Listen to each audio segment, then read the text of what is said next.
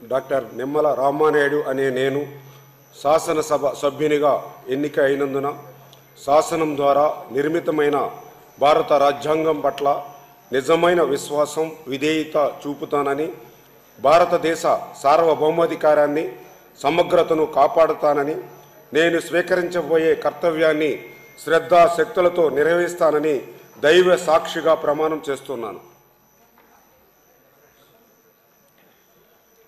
ఆంధ్రప్రదేశ్ శాసనసభ సభ్యుడైన డాక్టర్ నిమ్మల రామానాయుడు అనే నేను సభా నియమాలకు కట్టుబడి ఉంటానని, వాటిని అనుసరిస్తానని, సభా మర్యాదలను పాటిస్తానని, సాంప్రదాయాలను గౌరవిస్తానని దైవ సాక్షిగా ప్రమాణం చేస్తున్నాను.